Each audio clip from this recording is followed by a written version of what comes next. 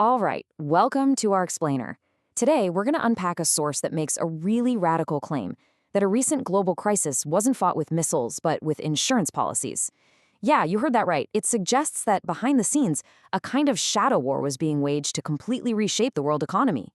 So let's get into it. It all kicks off with this one single provocative question. See, according to the source we're looking at, the first shot in this whole conflict wasn't fired from a warship. Nope, it was fired from an office in London, a move that was supposedly designed to cripple the world's economy from the inside out. So, the narrative laid out by our source begins, believe it or not, in the world of high finance, not on the battlefield. It alleges that a global crisis was deliberately engineered through one single calculated move in the insurance market. And this is the specific action the source highlights. Lloyd's of London, one of the most powerful insurers on the planet, suddenly just cancels all war risk insurance. And without that, well, global shipping just grinds to a halt. We're talking about those massive vessels carrying oil and all our goods. They literally cannot sail. Now, the source argues this was not just some standard business call. It was, they claim, an economic attack, even giving it a codename, Operation Epicure. And it was supposedly designed with a very specific playbook: stop global shipping dead in its tracks, send oil prices soaring through the roof, and create an economic and political catastrophe that would land squarely on the Trump administration. But here's where the story gets really wild. According to the source, the administration didn't just react. It launched this incredibly swift three-front counterattack that apparently caught the architects of this whole plan completely by surprise. Okay, so let's break this down.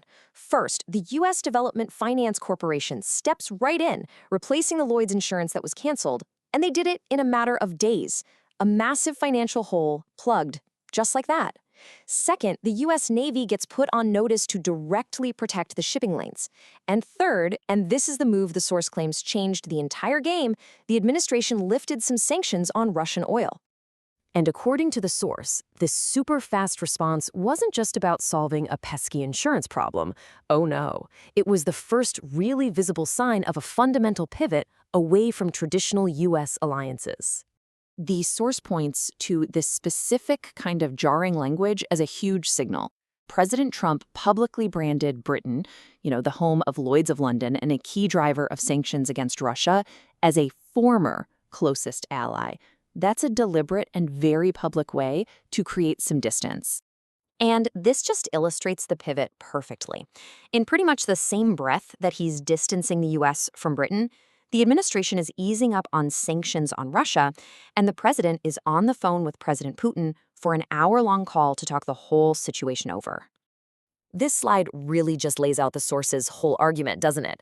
On one side, you've got the UK, which it links to this whole insurance gambit and the anti-Russia policy. And on the other side, Russia is being brought in to help stabilize the oil supply. It's a complete reversal of the geopolitical script you'd expect to see.